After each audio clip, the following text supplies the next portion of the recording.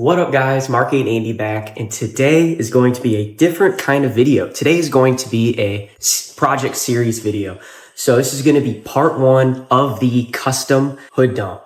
And I actually went and bought some piping from Amazon. Holy Jesus. What the f is that? And I know I wanted to, make it very custom and stand out. So I bought a 4-inch pipe. I'm gonna come. Oh. And it's pretty big. What? Bro, what are you talking about, man? So the plan here is going to be to cut this directly down the middle right here. I will weld on the turbo flange right here so it can, hook up and come up to where I need it to out of the hood. And from there, once I get that piece together, this side, I will be making a custom teardrop on top. I've never made one before. I've never done anything like this at all. So this would be a great little documentary on how bad I can botch this. I think it'll turn out pretty good. But yeah, so part one episode today, I'm just going to walk through everything. Stick with me. I'll do a couple little time lapses here and there. I'm going to take off the OEM downpipe. Well, not OEM. I have a catless downpipe on it, but I'm going to take off the CTS downpipe and disconnect my top O2 sensor just to pull it out of the way enough for me to mount this on once I get this cut and welded today, which you will see. So let's start with that. Guys, that took a little longer than I thought it was going to take, but I have everything disconnected. So I have the first O2 right here unplugged and taken out of the car. I also have the secondary O2 also taken out up here.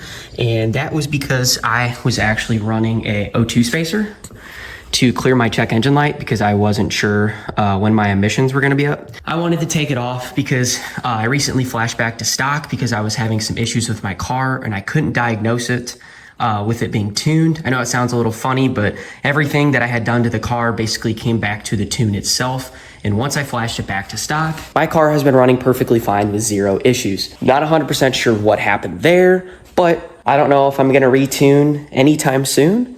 If I do, I'll probably get custom tuned by Wonder Tuning. I've had a couple people refer me over there and he seems like a really cool guy.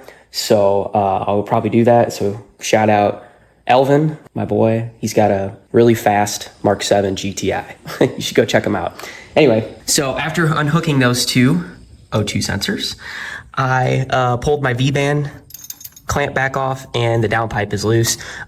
With this bolt or with this being unhooked up here, there is a secondary mount down there that you can kind of see that has a 13mm bolt in it.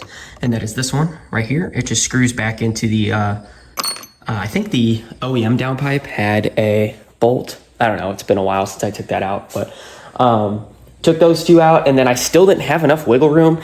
So, the car's jacked up now. So I went underneath and I unhooked the two 13mm bolts on the orange lower subframe mount. I unhooked those two bolts as well, which are up here. There's the V-band bolt, and then those are the two subframe bolts, and then that is the mount for the engine. So now with it loose, I can move it pretty good. So, there's not really anything like holding on to it. So, I can pull it like way the hell over here.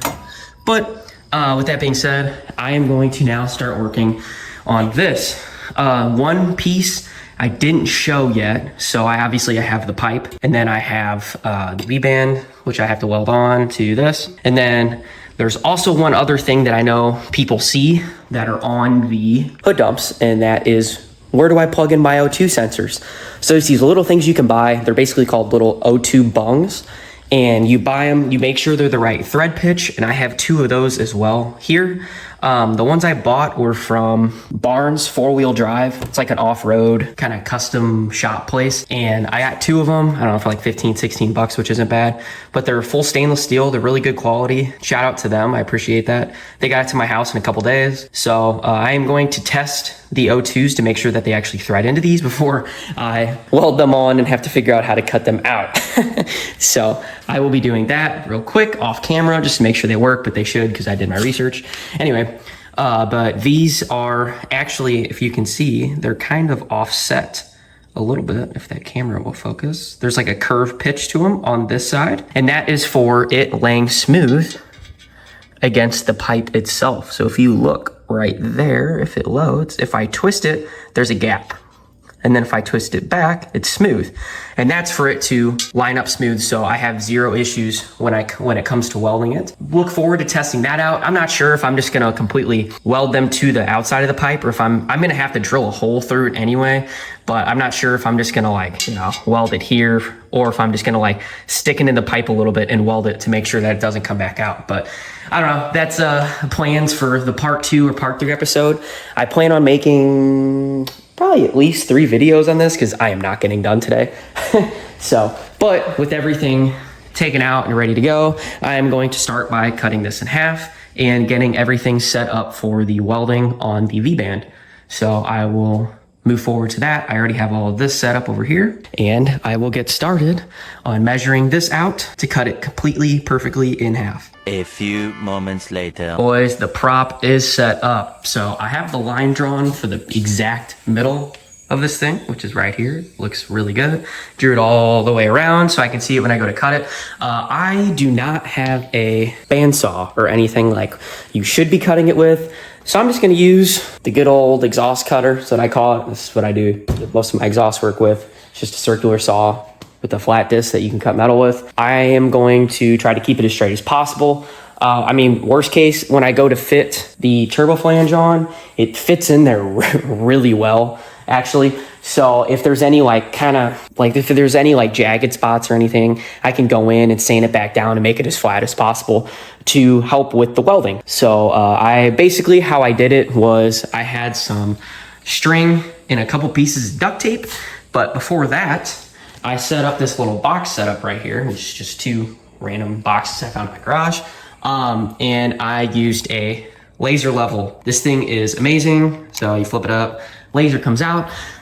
I centered this up on the boxes, and with this laser level, it shows a good laser mark straight out. And since the garage is pretty much leveled out on top of this, I set the pipe in front, which here, I can't really grab it because it's in there, but basically I laid it out with the tubes pointed towards me, and I laid a tape measure across the front. And with that, I found the exact middle all the way down, and I put a marker with a Sharpie, and then I took the rope and I taped it in a couple spots, and I pulled it as tight as possible so it would be straight. Yeah, you can see that there's Sharpie along the sides of it. So I basically kind of pushed the rope to the side and drew down the middle, and it turned out really well. So, I mean, yeah, it's a perfectly straight line all the way around this thing. So, and then yeah, I'm gonna start by cutting this, and once this is completely cut, I will show you the 2 halves and show you how even they are. 5 minutes later. Oh, the cut is done, and even with just basic tools that everybody has in their garage, which is just like a tape measure and some spare rope and some duct tape. And I mean, I know everybody doesn't have a laser level, but some people do if they do like drywall and stuff. But you get a really good measurement, even with just the basic tools. And I mean, they're almost completely dead perfect. So the cut went really well. Those are both obviously 90-degree bends because I cut that U in half. So one of these is going to go straight to the turbo flange. Anyway, one of them is gonna have the turbo flange go in right here, and this is gonna connect to the turbo. And then I will have to see where in this chunk I will have to cut to offset it out to clear all of the windshield guards and everything else. Cut another chunk, offset it back the other way, and make it as even as possible. This side is going to create the teardrop, and that will be in a part 2 or 3 video when I fully figure out how to do that, since I am not 100% positive. I have an idea, but I'm still learning. But those are cut. I am going to sand the one down and get the V-band welded today in part 1, just to have a little progress, and maybe even mount it to the car if we get lucky. So stick with me. I will do a quick time lapse on sanding down and getting ready to weld. And from there, let's create this hood dump. All right, boys, the first step of the grinding is done and completed. So I have the one side completely grind it all the way down on the outside. And I actually made a little bit of what they call a chamfer, which is like a 45-degree angle to help when filling the weld. So it makes the metal a little thinner to help melt easier. And then when you go to put the filler rod in, you can get more of a better conjoined metal feel in there between the two when you're combining stainless steel, especially. So I did that on there, and then I also did both of them on here as well. So it was super hard to grind this down because you're supposed to for TIG welding, because it's super tricky to weld and it has to be really clean metal.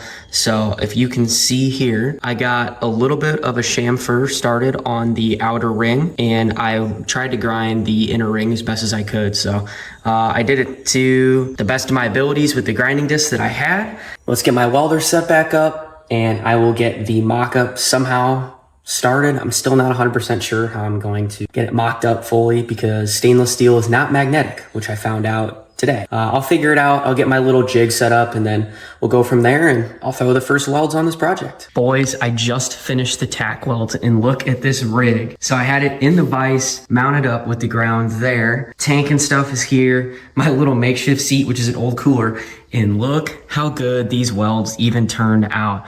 So we got that first one there that really showed how they melted through. That one got a little too hot, but that's what you want when you're tacking. This one turned out really well because that's where the kind of the gap is. But honestly, this is a really good start to the project, so can't really be too mad there.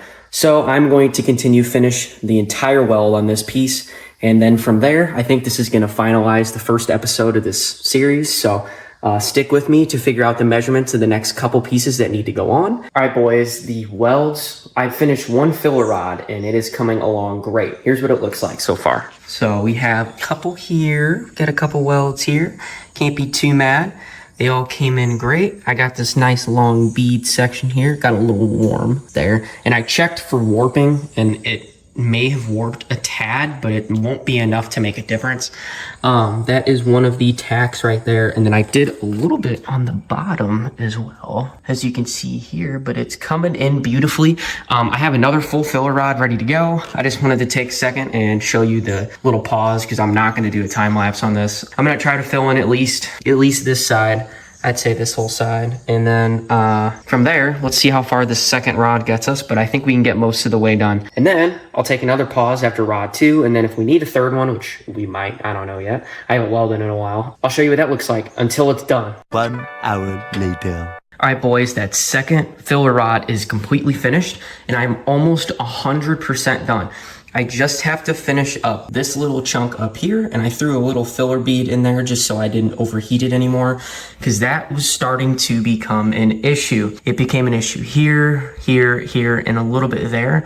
And from what I have seen, I test fitted it up against the OEM downpipe in my basement, and it looks like it did warp a little bit, but it shouldn't be enough to affect anything. In worst case, I can just super tighten the V-band down and call it a day, and it should be fine. All of the welds turned out super nice. I'm gonna go back through, completely sand them down, and I am going to heat wrap all of this. So, I mean, you'll never see it anyway, but definitely going to be buying some heat wrap and the next piece to the project, which is still a secret. I've only told a couple people, and it is going to make this thing 1,000 times better, making it more accessible, and I can do it on the fly as well. More to come. I got to buy some more parts, but this is going to finish up today's episode. I'm going to do a final clip of the whole thing welded and sanded down, and I'm going to finish up because it's going to storm here tonight, and it's humid and it's hot. So I'm going to finish up, enjoy the last clip, and tell me what you guys think I should do to finish up this project. Like, should I buy any more parts? Do you have any other specific things that you guys recommend if you've done this yourselves? To help with heat, because heat has been a huge issue with me trying not to melt through. So I'm not the most experienced welder, but I will definitely take tips. So I appreciate you watching till the end. Please like and subscribe, and go check out part 2. See ya.